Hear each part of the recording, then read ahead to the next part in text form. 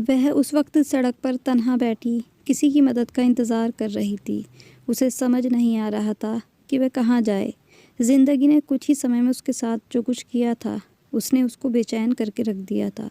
उस वक्त उसको लगा कि वह एक कागज़ से भी हल्की हैसियत रखती है। उसका हंसता खेलता घर ज़रा सी देर में बिखर गया था और वह अकेली तन्हा सड़क पर आकर बैठ गई थी। अब उसके पास कोई आसरा न था। वह उसे ठंडी सड़क पर तन्हा बैठी अपने सामने आती जाती गाड़ियों को देख रही थी। उसे आने वाले वक्त से बहुत डर लग रहा था। जो गुज़र गया था उस वक्त का गम भी था और अपने नसीबों पर, अपनी तकदीर पर रोती हुई वह उस रात सड़क पर अकेली बैठी थी। वह आंसू बहा रही थी कि तभी सामने एक गाड़ी आकर रुकी। वह गाड़ी को देखकर डर गई और पीछे हट गई कि न जाने अब उसके साथ क्या होगा। पर जैसे ही गाड़ी का दरवाज़ा खुला, उसका तो नसीब ही पलट गया। तारा 24 साल की खूबसूरत और होनहार लड़की थी, पर उसके घर में उसकी माँ के अलावा और कोई भी नहीं था। उसके पिता उसके बचपन में ही दुनिया से चले गए थे और तारा का कोई भाई बहन भी नहीं था। वह अकेली अपनी माँ की औलाद थी। उसकी माँ सिलाई करके अपना और अपनी बेटी का पेट पाल रही थी। तारा की माँ का कोई सहारा नहीं था। बचपन से लेकर बड़े होने तक उसने अपने किसी भी रिश्तेदार को अपने घर या अपनी माँ से मिलते नहीं देखा था। वजह ये थी कि तारा के माता पिता ने अपनी पसंद से शादी की थी, जिसके लिए दोनों के ही घर वाले राज़ी नहीं थे और दोनों की ही आने से इनकार कर दिया। इसलिए मजबूरन तारा के पिता को कहीं और किराए पर घर लेकर रहना पड़ा। अपने अपने घर वालों को छोड़ने का दुख दोनों को ही था, इसलिए अक्सर दोनों एक दूसरे को इसका ज़िम्मेदार भी ठहराने लगे और हर रोज़ उनकी इसी तरह की बहस चलती रही। फिर इसी बीच तारा की पैदाइश हुई। तारा 1 साल की भी नहीं हुई थी कि एक एक्सीडेंट में तारा के पिता की मौत हो गई। अब तारा की माँ के लिए ये एक बहुत बड़ा सदमा तो था ही, पर साथ ही साथ उनको ये समझ नहीं आ रहा था कि अब वह क्या करेगी। वह बेआसरा हो गई जब तारा के माता पिता के घर वालों को तारा के पिता की मौत का पता चला, तो दोनों के ही घर वाले तारा की माँ के पास आए।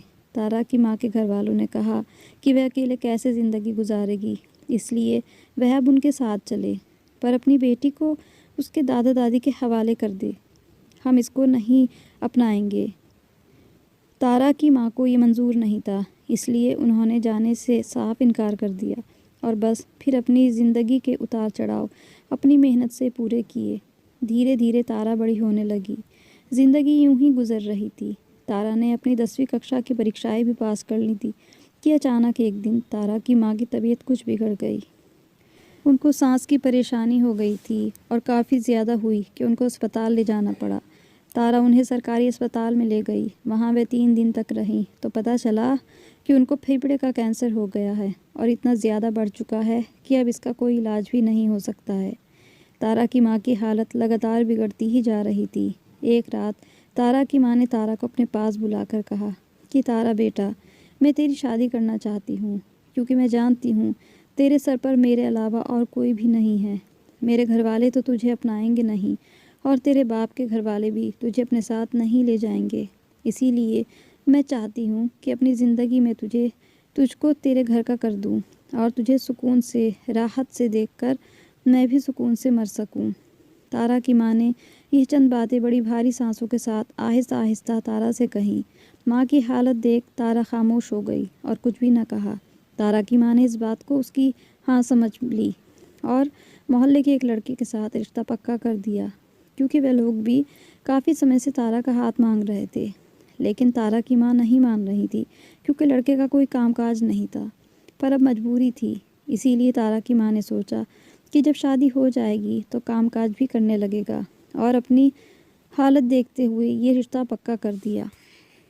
फिर उसी हफ्ते बड़ी सादगी के साथ कुछ मोहल्ले वालों के साथ मिलकर तारा की माँ ने तारा की शादी कर दी। तारा की शादी के कुछ ही दिन बाद तारा की माँ भी चल बसी। तारा के लिए ये एक बहुत बड़ा सदमा था, क्योंकि तारा की माँ उसकी माँ ही नहीं, उसका पिता भी थी। तारा को इस सब में से निकलने में काफ़ी दिन लग गए। इस बीच तारा के पति ने उसकी काफ़ी साथ दिया। तारा का पति नीरज, क्योंकि उसको पहले से ही पसंद करता था, इसीलिए अपने घर वालों से इस रिश्ते को मांगने को कहा था। जबकि तारा की सास अपनी किसी रिश्तेदार को अपनी बहू बनाना चाहती थी, लेकिन तारा के पति नीरज के आगे तारा की सास की एक न चली और यूं तारा बहू बनकर उस घर में आ गई। जब यह बात तारा को पता चली तो तारा ने ऊपर वाले का बहुत शुक्र अदा किया, क्योंकि वह भी ये चाहती थी कि उसका पति उसकी इज्जत और मोहब्बत करने वाला हो, और नीरज बिल्कुल वैसा ही था। पर इतना अच्छा पति होने के साथ उसको अपनी सास का बुरा बर्ताव भी बर्दाश्त करना पड़ता था। वह हर बात पर ताने देती रहती, हर बात पर उसको यह जताती रहती।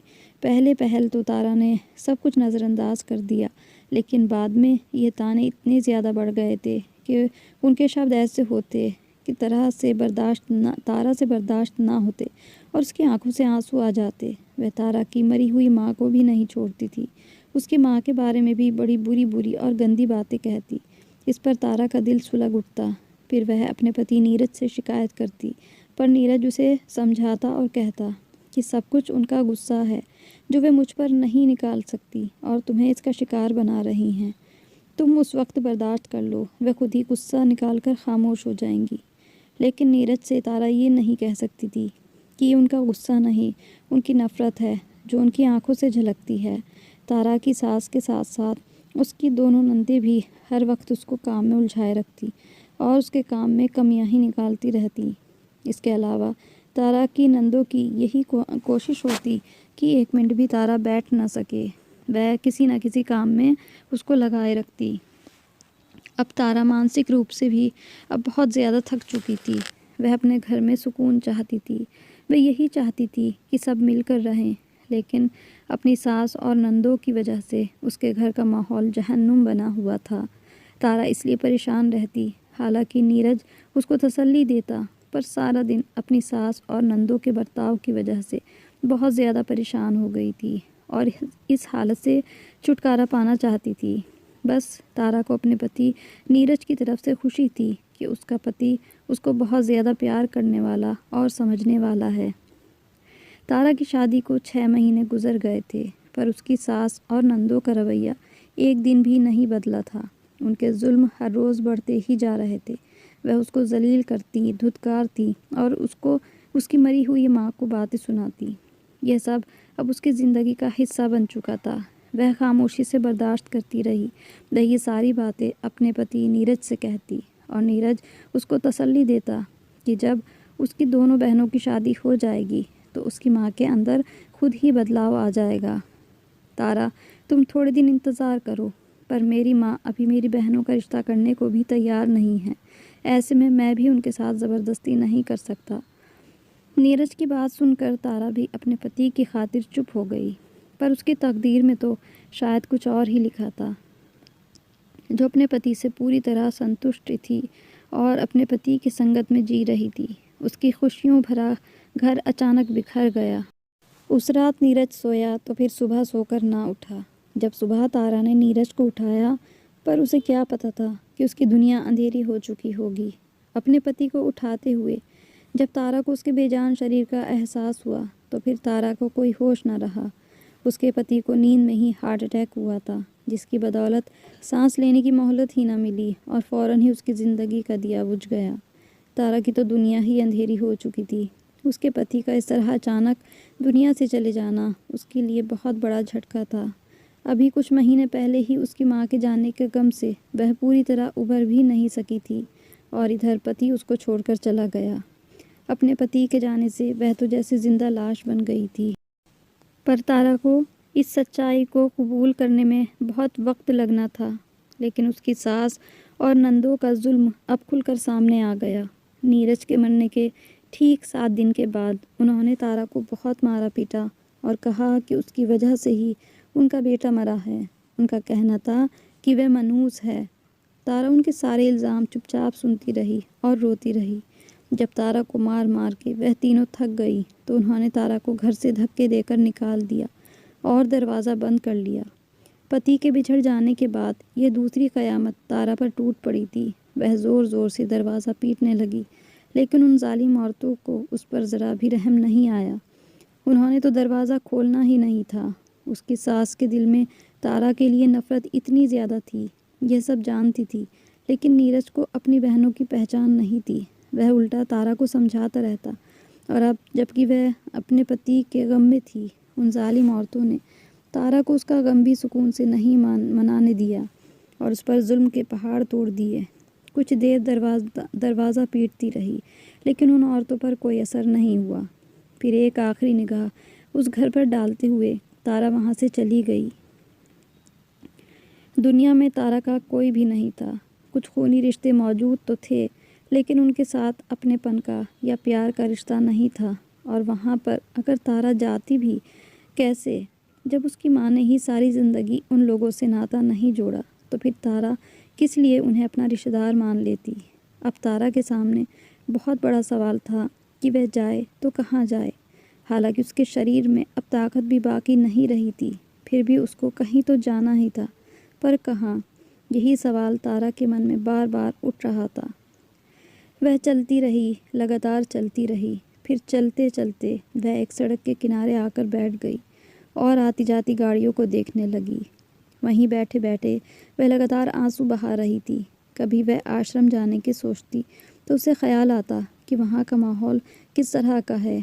आए दिन वहाँ की औरतों के साथ जुल्म और उनके अचानक गायब हो जाने की खबरें अखबारों में छपती रहती हैं, इसलिए उसको वहाँ जाने से डर लग रहा था। पर अगर आश्रम भी नहीं गई तो फिर कहाँ जाएगी। इतनी बड़ी दुनिया में उसके लिए कहीं कोई जगह नहीं थी। कभी उसको अपनी माँ याद आती, कभी अपना पति। उन्हें याद करके आंसू बहाते हुए उसने अपना सर अपने घुटनों पर रख लिया। रात का समय था, इसीलिए उसे अब बहुत घबराहट हो रही थी कि पता नहीं क्या होने वाला है। तभी एक गाड़ी की तेज़ रोशनी उसके करीब आई और उसके काफ़ी करीब आकर रुक गई। ये देखकर तारा बहुत ज़्यादा डर गई। रोशनी की वजह से तारा को गाड़ी के अंदर का कुछ नज़र नहीं आया। वह डर के मारे पीछे हट गई। इतने में गाड़ी में से एक औरत नीचे उतरी। वह तारा के पास आकर बोली, आओ मेरे साथ चलो। वह औरत देखने में खूबसूरत और काफ़ी अच्छी पर्सनालिटी की थी। वह किसी अच्छे घर आने की लगती थी। उसका बोलने का तरीका भी बहुत अच्छा था।